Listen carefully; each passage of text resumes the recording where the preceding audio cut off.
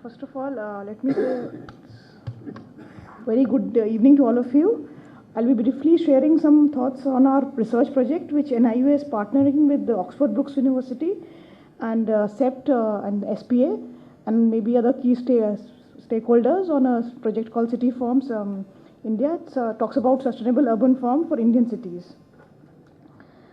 I'll be talking about the first two parts of the presentation about the project and briefly about the first case study, that's the Rajkot case study, and my colleagues will be talking about Faridabad case study. We have taken two cities in this as pilot cities.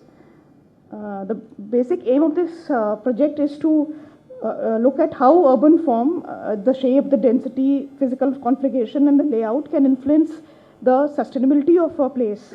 And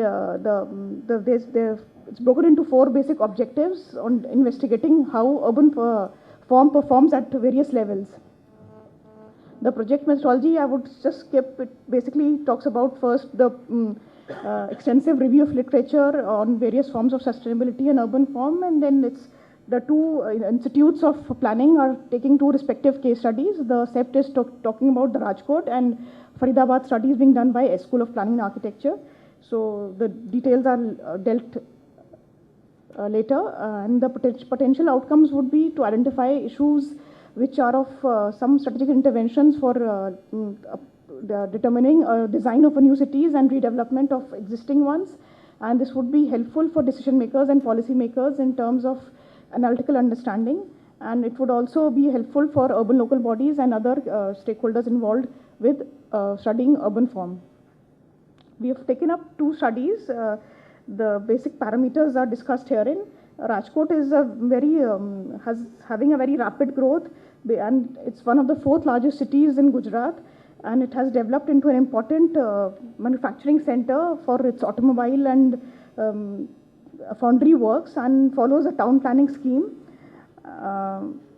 The case study area has been 6 detailed case study areas have been taken up on varying density and patterns from core to periphery, and this basically is divided by physical surveys have been taken up by students using the primary data of land use and traffic surveys. The areas we have picked up 6 urban areas. 5 of them are town planning schemes, and one is the historical core of the city, which is the Ward 8, and this is the traditional residential neighborhood area specializing into heritage buildings and commercial spaces.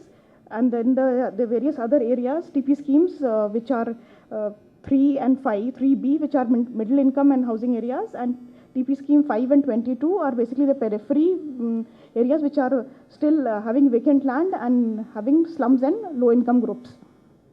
These are the basic urban figures, comparative figures for the various town plans, which I won't go in detail. And now I would request my colleague Arpita to talk about the Faridabad study. Good evening, everybody. I'll start with why we have taken Faridabad as a case study to do sustainable city form.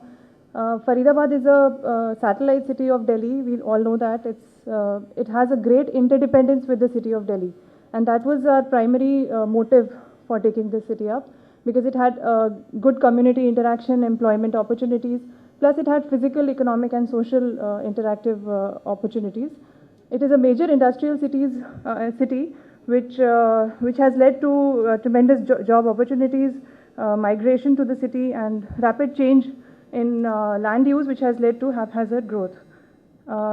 Another reason was the large-scale real estate development which is happening in the city, which provides tremendous scope for growth. Now, some of the urban form components which we are trying to study in this project are, and then subsequently trying to link them with sustainability and how we can shape a city, make it more sustainable through the urban form of that city. And urban form, the components that we are looking at are the morphological parts of an urban area, the urban size, shape, density and compactness, mixed use, the urban block layout and size, the housing types, and the distribution of the open spaces within the city. Going into the city structure, the city has some very distinct characteristics, like first of all, it is a linear city which has developed along, on two sides rather, of a highway. And on one side we have the Aravalis, and on the other side we have the canal. So these two natural features on either side of the highway has led to a linear development of the city and not a lateral one. And the railway line which parallels the highway is a very important feature and a link between the Delhi and the Agra city. And also the new upcoming metro line, which is planned parallel to the railway line and the highway in the center, is another important aspect of transport that we're looking at. So the city, the structure of the city that we looked at was basically four parts. One is the old city, which is like any other organic city or old part of the city which exists in any town. Like we have Shahjahanabad in New Delhi. Similarly, there is an old Faridabad in Faridabad. And then there are the planned areas. Then there are the sectoral development areas. And then since it's an industrial area, industrial land use plays a very important role. So after doing a preliminary overall study of the area, we selected 4 areas for our detailed study. And looking at urban form of these 4 areas would lead to certain precise understandings and opportunities that we intend to find out. So the first area is Old Faridabad area, which is the one on the top in the green color. I don't know, the colors are, I guess, mixed up. The Old Faridabad area is part of the Sector 18, and it has a typical courtyard typology, which with organic street patterns and houses abutting the streets. So this, like I mentioned, is like any other old city, old part of a city. The next area is the NIT area, which is the new industrial township, and it's a large township which basically was planned on the concept of garden city, and it was to house the refugees post partition. And the concept of this is to have a central garden and planned plots around that garden. It also has an organic layout. The third is the Sector 15, which is one of the sectoral development areas. And it is characterized by a typical gridiron pattern and straight avenues, large plots on either side with mostly detached houses. The fourth characteristic area that we took up was Sector 30 and 31 in Faridabad, which is characterized by slum and unauthorized area. So we tried to make a collage of what different aspects, different characteristics of the city there are, and then try to understand the city through that. Looking at equal sized slices of each of these areas, we saw a difference in the way the layouts are done.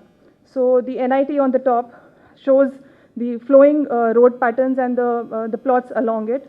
The Sector 15 below it shows a straight gridiron pattern where the roads are straight and the houses are, the plots are cut along it. The third is the Sector 30-31 where there is haphazard development. Some of the slums have now been regularized. There is also a combination of high rises with plotted development. The fourth is the Old Faridabad, which is a typical high density old city area. Now quickly I'll just quickly brush through all the 4 areas. Yeah. No, let's not get it. Okay. So Please go to the conclusions. conclusion. Basically, we studied all these 4 areas, the Sector 15, Old Faridabad, New Industrial Township. We prepared certain drawings. We identified the typologies, and we are in the process of doing a combined analysis of the household survey, which is basically a social survey that we conducted, and the urban form survey. So our next step is this combined analysis, which then subsequently we would like to link with the other case study, which is the Rajkot study, which Satmohini had mentioned earlier. And that would hopefully lead us to certain sustainable conclusions to this project. And you were going to touch upon ICT too, this, no? The whole issue of the modern technology and yeah, actually, during our study, I'll say from the grassroots level, during our study as architects, we found it very difficult to get data. And I was very happy to hear that all the maps of Delhi are available in a digitized format. I'm looking forward to seeing them. But getting digital data on Faridabad took up a great deal of our time. And whatever information we got from the GIS maps, which we later converted into AutoCAD maps, was very basic and sometimes wrong. So it was quite misleading. So they were going round and round in Absolutely. correcting the basic information rather than taking the information and doing And the analysis. analyzing it, yeah.